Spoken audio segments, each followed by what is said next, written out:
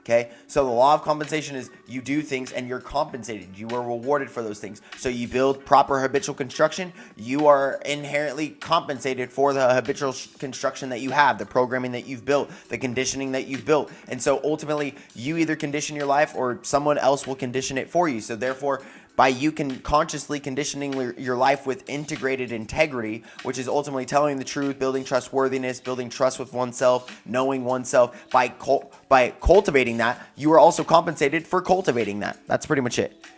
It's very similar. Like all of these laws are very, very similar. Law of relativity. The law invites individuals to view challenges and experience in relation to others. So seeing, if I act like this in this way, then I might act like this in this way, just in a different scenario. And so you have to see that how the scenes and the schemes of your life are actually all very similar, if not one. And so how we do one thing is how we do all things. So the law of relativity, this law invites individuals to view challenges and experience in relation to others, fostering a sense of perspectives. This may seem like a significantly difficult one, as it can be seen differently when compared to others' challenges. This understanding or this overstanding promotes empathy and helps individuals navigate their own circumstances with resilience. So you'd be like, oh, this is relative to this. So if I'm on this frequency, it's also relative to this type of frequency. So what does this mean? As I emit on the frequency of, it's the same as law of assumption. As I emit on this frequency, it is relative to this frequency, and therefore I attract this frequency based on the law of vibration and oneness of being one with this frequency. Okay, let's keep going. Number 10, law of polarity. Okay, acknowledging the existence of opposites. There's everything that exists has an equal and opposite reaction. Thank you guys all for the eggs and the bunnies and stuff. Okay, acknowledging the existence of opposites. This law asserts the dualities are inherent in the fabric of the universe. Light, dark, hot, cold, day, night. These contrasts provide context and depth into experiences. The mastery of this law involves finding balance and harmony amidst opposing forces, being the harmony within the chaos, being the peace when there's so many different chaotic things going around you, being justice when things are corrupt around you. That is the purpose of light and darkness, to be the light in the darkness. To be the light in the darkness. That's literally what it says. The law of polarity is for this reason. So then the thing is that then you will always know.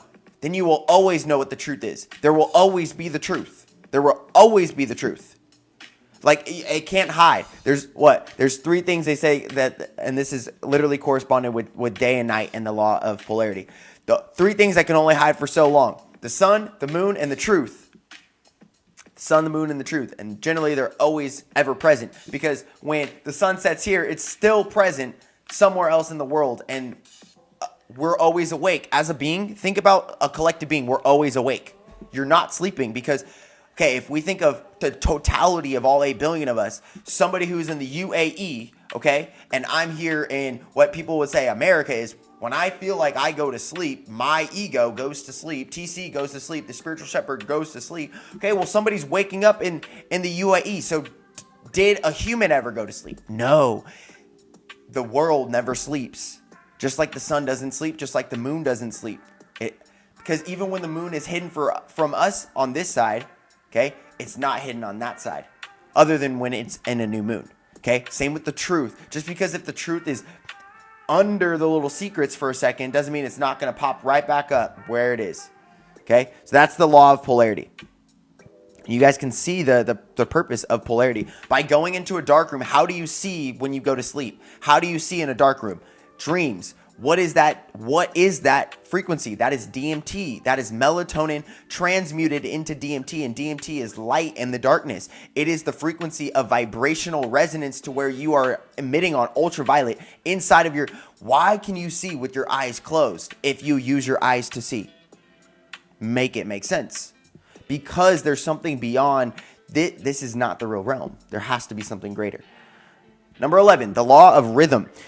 The life unfolds at predictable cycles and rhythms. For instance, the changing of the seasons, personal changes, menstrual cycles, emotional cycles, moon cycles, moonstral cycles.